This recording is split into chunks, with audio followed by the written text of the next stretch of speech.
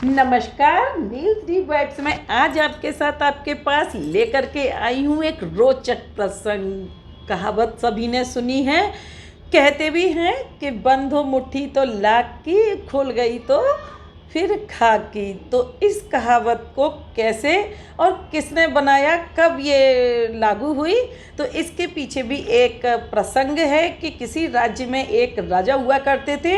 उन्होंने एक दिन ये घोषणा करा दी कि मैं अपने राज्य के मंदिर में दर्शन को जाऊंगा, और नियत समय पर राजा मंदिर के दर्शन को जाने के लिए तैयार हुए। इससे पूर्व पुजारी ने जब सुना कि राजा हमारे मंदिर में दर्शन के लिए आएंगे, तो पुजारी ने 6,000 रुपये लेकर के किसी से उधार मंदिर का रंग रोगन, साफ सफाई, बहुत सारी व्यवस्था की कि राजा आएंगे तो बहुत खुश होंगे और बहुत सारा धन जो है मंदिर में दान करेंगे। तो पूजा के टाइम पर राजा आए और पूजा अर्चना की, और आरती के बाद दक्षिणा स्वरूप राजा ने दक्षिणा की थाली में 4 आने की दक्षिणा दी, और उसके बाद वो अपने राजमहल को चले गए। राजमहल को जाने के बाद उधर पुजारी ने देखा कि महाराज ने केवल 4 आने दक्षिणा दी है। इससे वो बहुत क्रोधित हुआ, उसको बहुत गुस्सा भी आया और सोच में पड़ गया कि इस 4 आने से मैं 6,000 का कर्जा कैसे चुकाऊंगा, और बहुत परेशान हो गया। अब उसको एक युक्ति सूझी, और पुजारी ने भी नगर में ढिंडोरा पिटवा दिया कि राजा ने जो दक्षिणा दी है उसकी मैं नीलामी करूँगा। तो जो शहर के सभी लोग थे वो इकट्ठा हो गए। दक्षिणा जो थी वो बंद कर रखी थी मुट्ठी में, किसी को दिखाई नहीं, क्योंकि अगर किसी को दिखा देते तो लोग उस 4 आने पर बोलियां नहीं लगाते। और मुट्ठी में जब लोगों ने देखा तो सोचा कि आखिर राजा ने दक्षिणा दी है, पता नहीं क्या होगा।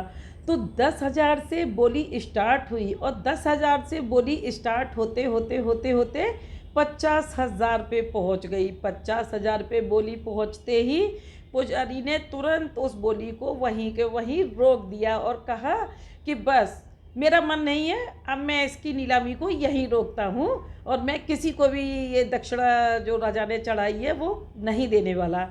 और ऐसा कहकर उसने वो दक्षिणा जो थी किसी को भी नहीं बताई, और किसी को पता भी नहीं चली कि क्या था उसकी मुट्ठी में।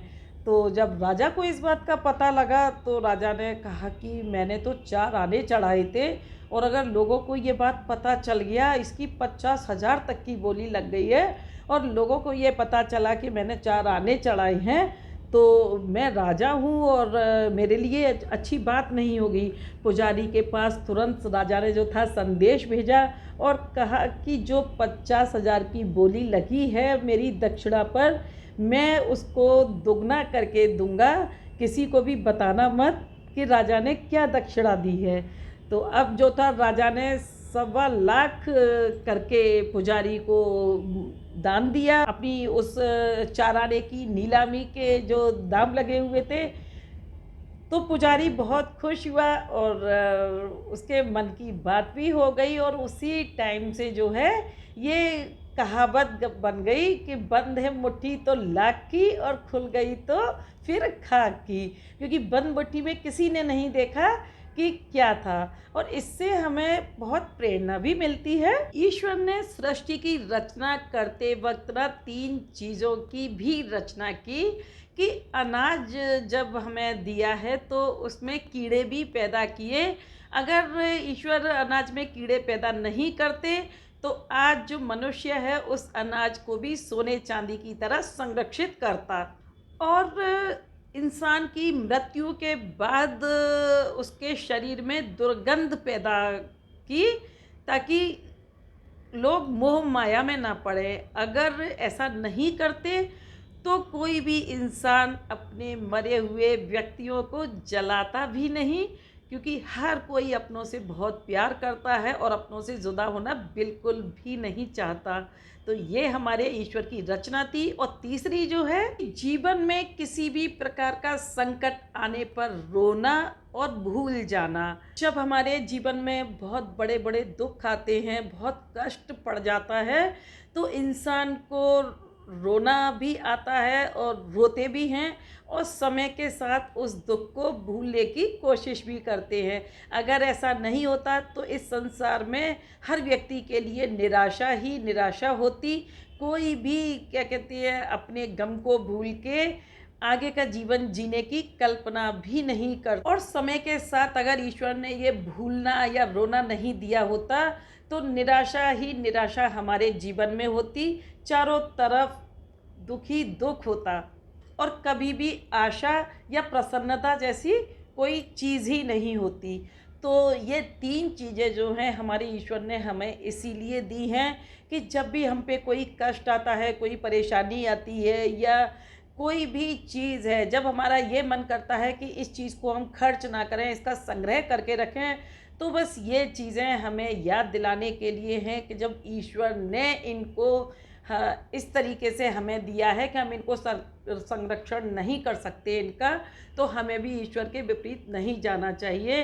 जैसे मृत देह का जो है हमें दाह संस्कार करना होता है, क्रियाकर्म करना होता है, अनाज को हमें साथ के साथ खाना होता है। अगर हम भंडारण भी करते हैं तो एक लिमिट तक ही उसका भंडारण कर सकते हैं।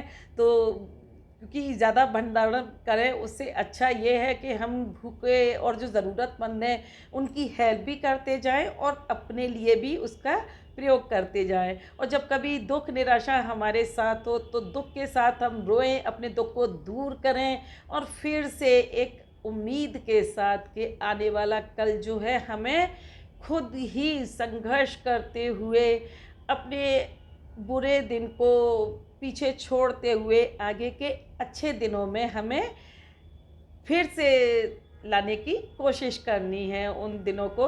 तो यहाँ पर मैं आप लोगों से लेती हूँ विदा।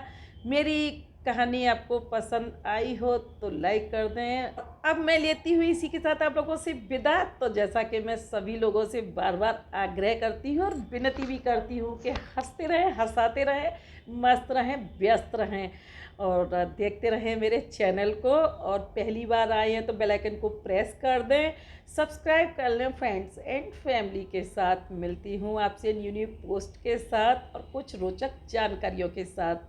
तब तक के लिए bye bye, take care, thanks for watching.